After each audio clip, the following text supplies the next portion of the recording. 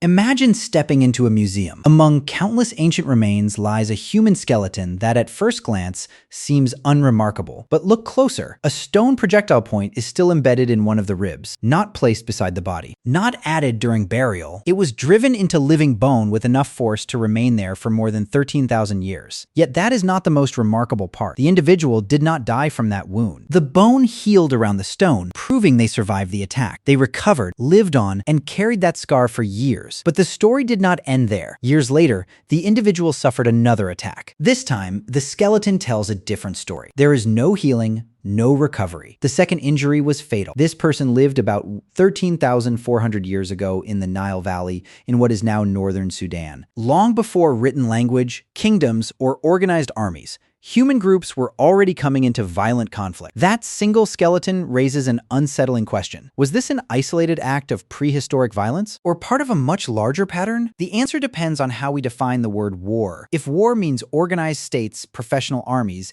and military strategy, then history gives us a beginning. But if it means coordinated violence between human groups, its origins disappear into prehistory. And the earliest evidence does not come from ancient writings.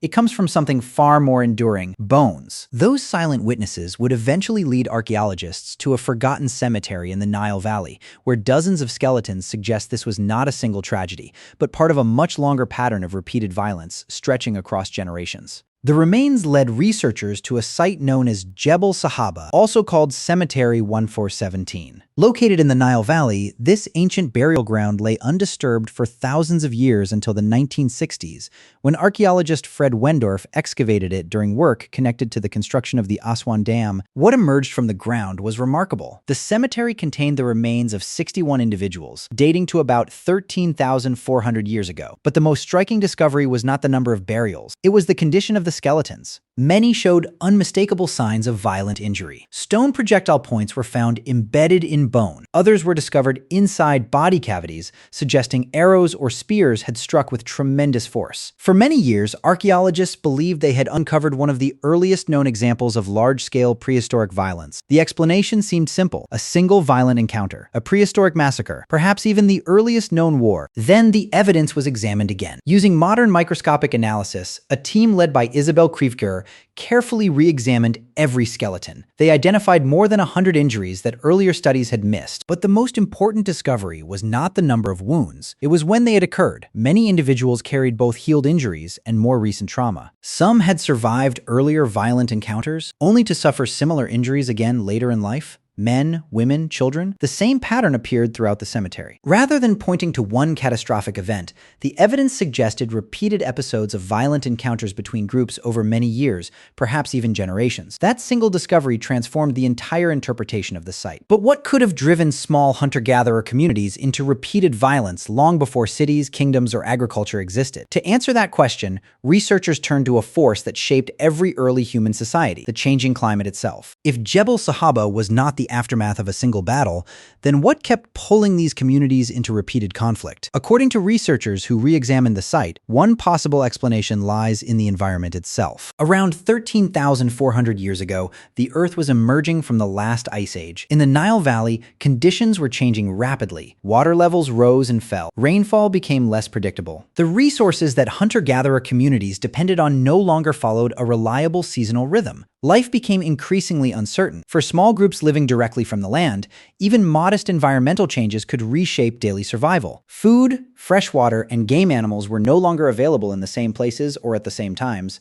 As resources became less dependable, encounters between neighboring groups may have become more frequent. And when survival is at stake, even ordinary encounters can become dangerous. The evidence from Jebel Sahaba appears consistent with this possibility. Many individuals carried both healed injuries and more recent wounds, suggesting repeated violent encounters between groups rather than one catastrophic event. Instead of a single decisive confrontation, researchers proposed a pattern of recurring violent episodes unfolding across many years. Violence became a pattern, not a one-time tragedy. That distinction matters. It suggests that sustained conflict between groups did not necessarily require cities, kingdoms, kingdoms or standing armies. Under certain environmental pressures, even small hunter-gatherer communities may have experienced repeated violence long before the rise of civilization. But Jebel Sahaba is only one piece of the puzzle. For years, archaeologists debated whether it represented an isolated case or part of a broader pattern. Then another discovery emerged. Hundreds of kilometers away, a different landscape, a different community. The next clue would come from the shores of an ancient lake in Kenya,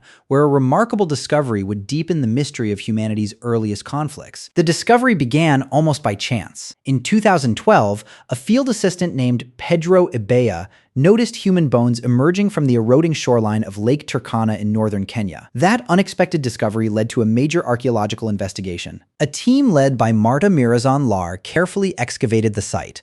They uncovered the remains of 27 individuals, dating to roughly 10,000 years ago. The place became known as Nataruk. What made the site extraordinary was not only the evidence of violence, it was the absence of burial. Unlike many prehistoric cemeteries, these individuals had not been intentionally laid to rest. Instead, they appeared to have remained where they died, preserved for thousands of years by the changing landscape. The injuries told a disturbing story. Several skulls showed severe blunt force trauma. Other skeletons carried projectile wounds, likely caused by arrows or similar weapons. One individual still had an obsidian blade lodged in the skull. Some people showed injuries to the knees, suggesting they may have been unable to escape. One woman's position led researchers to suggest that her hands may have been bound at the time of death. Taken together, the evidence pointed to a sudden and intense episode of violence. But perhaps the greatest surprise was who these people were. They were not farmers. There were no permanent villages, no stored harvests, no evidence of accumulated wealth.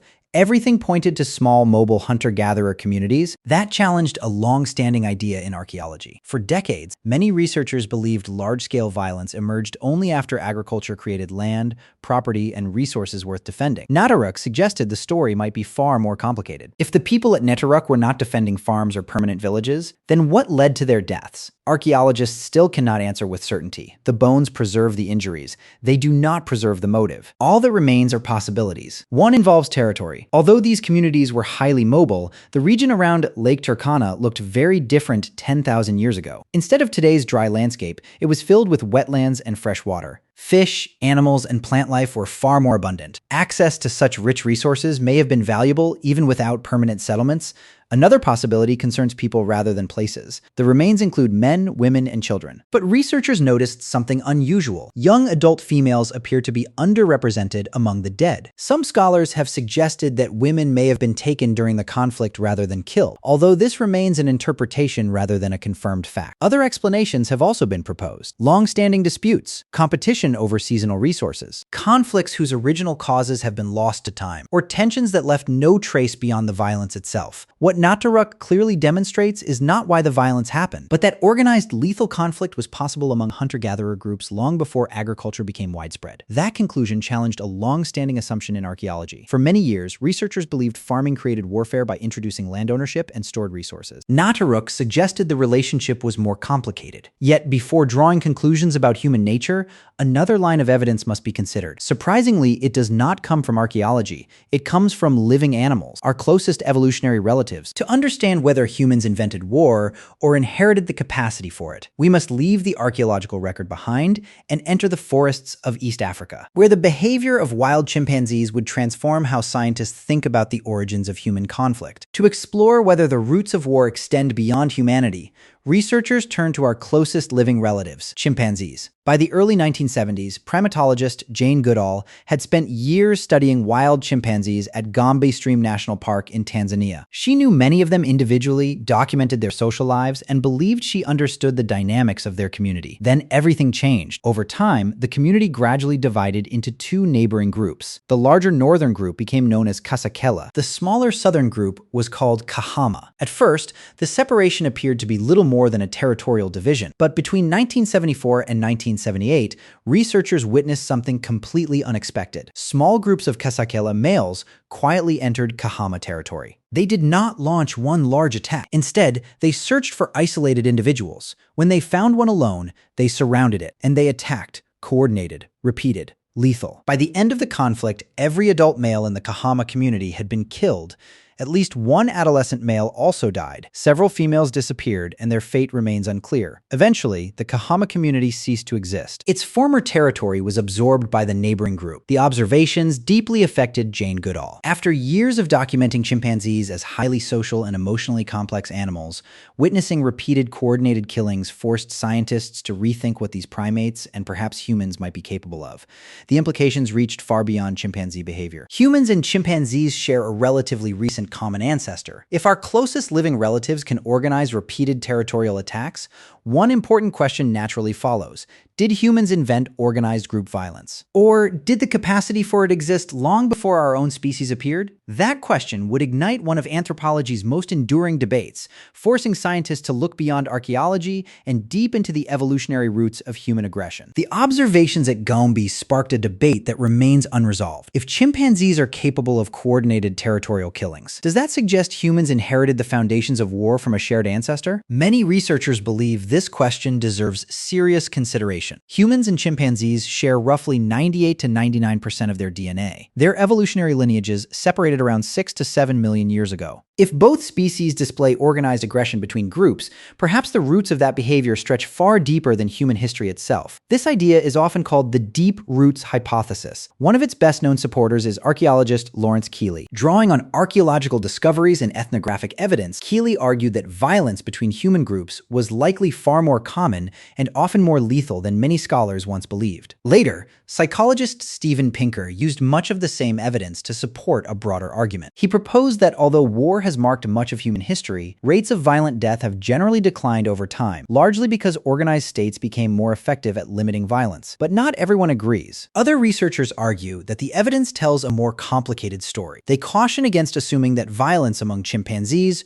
or prehistoric humans automatically proves that warfare is biologically inherited. Instead, they emphasize the powerful roles of culture, environment, and historical circumstance. From this perspective, evolution may have provided the capacity for aggression, but not the blueprint for war itself. Whether that capacity develops into organized conflict may depend on the societies humans create. The debate remains open, and that raises another question. If war is not simply inherited from our ancestors, then did civilization itself create the conditions that allowed organized warfare to emerge? Not everyone agrees that war is rooted in our biology. Many anthropologists argue that while humans may possess the capacity for aggression, war itself is something fundamentally different. One of the leading voices for this perspective is anthropologist R. Brian Ferguson. According to Ferguson, it is essential to distinguish between violence and warfare. The two are not the same. A personal dispute that ends in homicide. Is not war a feud between families? Is not war either. In Ferguson's view, warfare requires something more. It involves organized groups, shared identities, coordinated planning, and collective action directed against another community. Those features, he argues, are shaped primarily by culture rather than biology. Another important contribution came from researchers Douglas Fry and Patrick Soderberg, who studied numerous mobile hunter-gatherer societies. Their research showed that while lethal violence certainly occurred, much of it resulted from personal conflicts, jealousy, revenge, domestic disputes, or individual disagreements. Organized attacks between groups appeared less common in the societies they examined than individual acts of violence. From this perspective, war is not humanity's default condition. Instead, it emerges under particular social and historical circumstances. This view does not deny that humans are capable of violence. Rather, it argues that transforming individual aggression into organized warfare requires additional ingredients: social organization, leadership, shared goals, and collective identities. The debate, therefore, is not simply about whether humans can be violent. Almost everyone agrees they can. The real disagreement is when violence becomes war, and that distinction changes the entire discussion. Perhaps both perspectives are describing different parts of the same story. The archaeological discoveries, chimpanzee observations, and anthropological debates all point toward one remarkable conclusion. The origins of war may not have a single answer, but a far more complex history than anyone once imagined. After decades of debate, one thing has become difficult to ignore. The evidence refuses to fit into a simple answer. On one side are archaeological discoveries like Jebel Sahaba and Nataruk. On the other are observations of wild chimpanzees at Gombe. Together, they suggest that the capacity for coordinated aggression between groups may have deep evolutionary roots. But there is an equally important distinction. The capacity for violence is not automatically the same as war. Those are two different ideas. A single act of aggression requires only individuals. War requires something much larger: cooperation, leadership, shared identity, planning, and the ability to organize many people around a common goal. Those qualities do not appear automatically simply because humans are capable of violence. Instead, they develop within particular social environments. Viewed this way, both sides of the debate may be describing different stages of the same process. Evolution may have provided behavioral capacities such as territoriality, coalition building, and aggression toward rival groups. Human societies gradually developed the social structures capable of transforming those capacities into sustained warfare. In other words, according to this interpretation, biology may have supplied the potential, while culture may have supplied the structure. That idea also helps explain why organized warfare appears uneven throughout prehistory. The capacity may always have existed. The conditions that allowed it to expand did not, which raises another question. If warfare requires more than aggression alone, what social changes finally allowed it to become a lasting feature of human history? The answer begins with one of the greatest transformations our species ever experienced, the moment humans stopped wandering and began settling in one place. Once people built permanent homes, stored food, and claimed land as their own, conflict was no longer something they could simply walk away from. It became something worth fighting over. For most of human history, people were constantly on the move. If food became scarce or another group became hostile, they could often leave and search for opportunities elsewhere. Conflict was always possible. Sites like Jebel Sahaba and Nataruk remind us of that. But mobility also offered another choice: walking away. Then, beginning in some regions around 12,000 years ago, and later in others, some human communities started cultivating plants, domesticating animals, and settling permanently. This transformation became known as the Neolithic Revolution. For the first time, people invested months of labor into fields they could not simply carry away. They built permanent homes, stored grain for future harvests, raised livestock that represented lasting wealth. Something entirely new had appeared: immovable resources. A granary full of food could not be packed up overnight. A cultivated field could not be moved to another valley. If another group claimed those resources, abandoning them meant losing months or even years of work. Many researchers argue that this shift reshaped the conditions under which conflict occurred. Communities now possessed places worth defending and equally worth attacking. In some regions, the archaeological record appears to reflect that change. Within several thousand years of the earliest farming communities, evidence of defensive construction became more common. Ditches, palisades, protective walls, watchtowers, these structures suggest that some settlements expected organized attacks and invested considerable effort in preparing for them. Violence had not necessarily become more human, but the world humans had created was becoming much harder to leave behind. Yet one of the earliest large farming settlements had no massive defensive walls at all. Instead, its entire design may have functioned as a fortress, revealing how quickly architecture itself adapted to the possibility of conflict. One of the most fascinating early settlements challenges our expectations. It is known today as Çatalhöyük in modern-day Turkey. Founded around 7500 BC, the settlement existed for thousands of years. At first glance, it appears to lack the massive defensive walls often associated with ancient conflict. There were no towering city gates, no surrounding stone fortifications, yet a closer look reveals something remarkable. Its layout may have offered significant defensive advantages. Homes were built tightly against one another, sharing walls until they formed a continuous outer barrier. There were almost no streets between buildings. People did not enter through ground-level doors. Instead, they climbed ladders and entered through openings in the roofs. From outside the settlement, an approaching group would have faced long stretches of nearly featureless mud brick walls. Reaching the interior would have required climbing upward, while the inhabitants occupied the rooftops above. Whether this design was intentionally created for defense remains debated, but it undeniably made the settlement difficult to enter. Interestingly, skeletal remains recovered from Çatalhöyük show comparatively low levels of violent trauma when compared with some other prehistoric sites. The archaeological evidence points to relatively limited evidence of lethal interpersonal violence. Whatever the original reasons for its design, the layout also provided a significant degree of security. Even if architecture served several purposes, protection had clearly become an important consideration. People were no longer simply surviving. They were building places intended to endure, and places meant to endure often required protection. As villages grew into cities, another transformation followed. Protecting a settlement was no longer enough. Human societies began creating leaders, organized armies, and eventually entire states capable of waging war on a scale the prehistoric world had never seen. As settlements expanded into cities, another transformation quietly unfolded.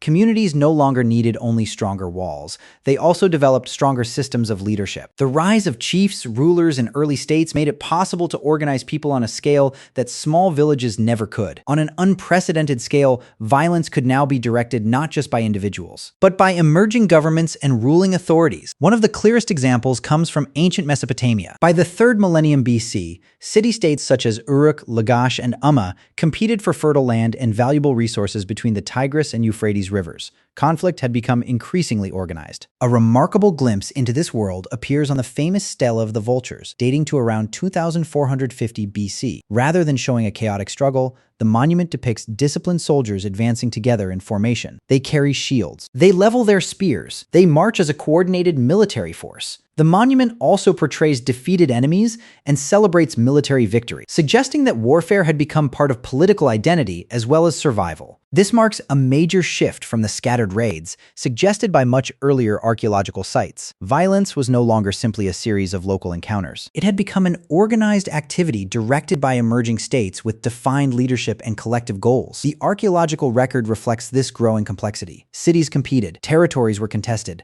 military organization became increasingly sophisticated. The organization of warfare evolved alongside increasingly complex civilizations. The capacity for violence may have deep roots, but the institutions capable of sustaining large-scale warfare were now beginning to take shape. Yet even these early armies were often temporary. Farmers became soldiers for a campaign, then returned home. That would soon change when one ruler introduced an innovation that transformed warfare forever: a permanent professional army. For much of early history, armies were temporary. When conflict erupted, farmers, laborers, and craftsmen left their daily work, took up weapons, and marched into battle. When the fighting ended, they returned home. But as early states expanded, this system began to show its limits. Campaigns lasted longer. Territories grew larger. Rulers needed forces that could respond quickly and fight with greater discipline. One important turning point came with Sargon of Akkad, who rose to power around 2334 BC. Sargon did more than conquer neighboring cities. He built one of history's earliest empires, extending his influence across much of Mesopotamia. Maintaining such a vast realm increasingly required soldiers whose primary responsibility was military service. Rather than assembling a new force for every campaign,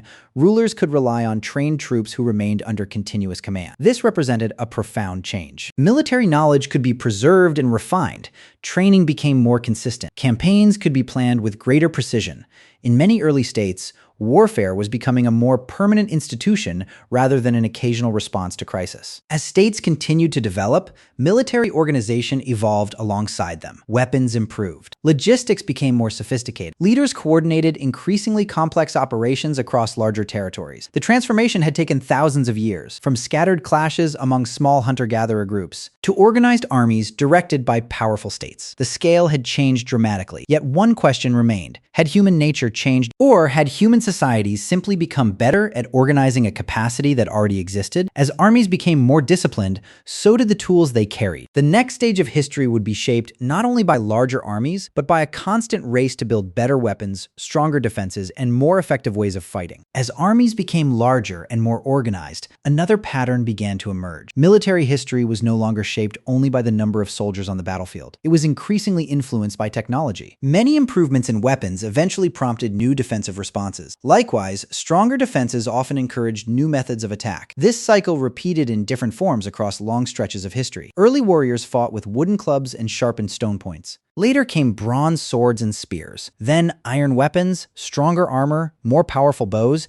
and increasingly sophisticated siege equipment. Each innovation offered a potential advantage, but that advantage rarely lasted for long. Opponents adapted, defenses improved, new strategies appeared. The balance shifted once again. Archaeological discoveries and historical records together reveal this long process. Weapons evolved alongside helmets, shields, city walls, and fortifications. Offense and defense developed in parallel, each influencing the other. What began as simple confrontations between small groups gradually became contests involving engineering, logistics, planning, and specialized craftsmanship. War was no longer defined solely by physical strength. Success increasingly depended on organization, innovation, and the ability to adapt faster than an opponent. Yet, despite these technological changes, one pattern appears again and again throughout history. Many of the pressures that contributed to conflict remain surprisingly familiar. Communities continued competing over land, resources, security, influence, political power. Technology repeatedly transformed how wars were fought. It did not, by itself, determine why they began. Yet weapons and armies tell only part of the story. Some of the most revealing evidence about humanity's violent past comes from unexpected places: ancient artwork, forgotten battlefields, and mass graves that continue to reshape our understanding of early warfare. Much of what we know about ancient warfare does not come from written records. It comes from evidence that remained hidden beneath the ground around for thousands of years. A fractured skull, a stone arrowhead embedded in bone. A forgotten battlefield preserved by mud and time. Each discovery adds another piece to a story that no single site can tell on its own. At Jebel Sahaba,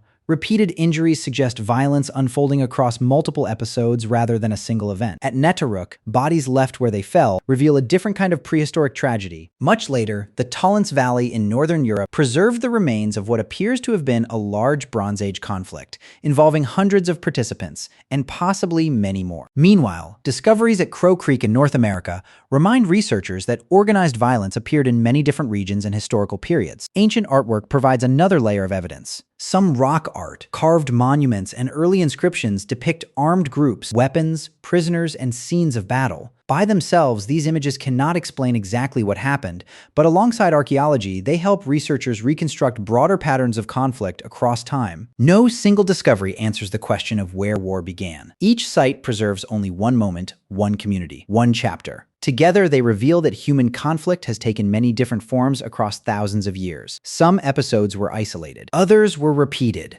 Some involved small mobile groups. Others involved organized states and professional armies. The evidence refuses to support one simple narrative. Instead, it reveals a history far more complex than any single theory about the origins of war. After examining skeletons, settlements, ancient monuments, and living primates, only one question remains. What do all these discoveries ultimately reveal about the origins of war?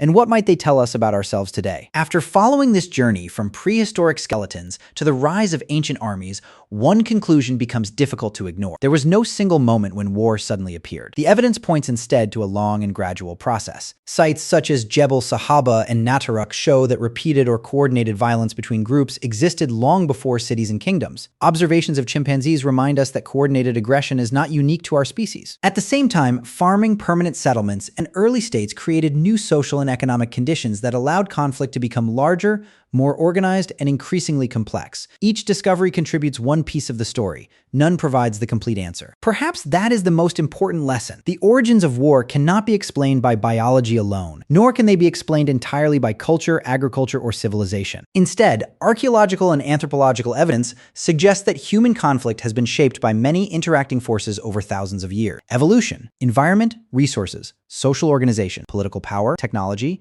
each influenced how conflict developed across different places and different periods. Looking back, it becomes clear that warfare evolved alongside human societies. As communities changed, so did the ways they competed, cooperated, and fought. Understanding this history is not about proving that humans are naturally peaceful or naturally violent. It is about recognizing how complex our past truly is. The skeletons, settlements, monuments, and battlefields explored throughout this journey do not offer a simple verdict. Instead, they remind us that history rarely provides simple answers. The story of war is ultimately the story of humanity itself, our ability to cooperate, compete, adapt, and shape the world around us.